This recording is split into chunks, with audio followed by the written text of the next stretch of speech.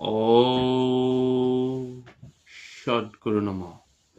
শ্ৰীমদ্ ভাগবত গীতাৰ ষষ্ঠদশ অধ্যায় দৈবাসু সম্পদ বিভাগ যোগ।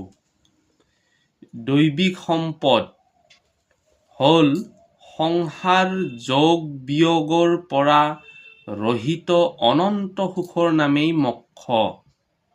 যোগৰ অৰ্থ হ'ল মিলন, যি পুৰুষৰ দ্বাৰা ইন্দ্ৰিয়সমূহৰ সৈতে সকলো ৰিপুকেই জিকি লৈছে, তাৰ আত্মা তাৰ কাৰণেই মিত্ৰ হৈ মিত্ৰতা কৰে তথা পৰম কল্যাণ কৰিব পৰা হয়।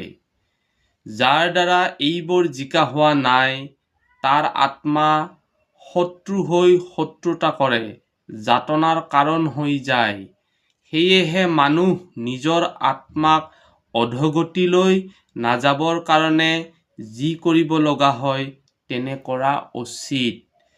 যি নিজৰ আত্মা নিজেই উদ্ধাৰ কৰিব লাগে। এই অধ্যায়ৰ ৩ নম্বৰ শ্লোকত কৈছে, তেজম ক্ষমা ধৃতি শৌচম দ্ৰোহ নাতিম মনিতা ভৱন্তি সম্পদ দৈবম বিভাতস্য ভাৰত।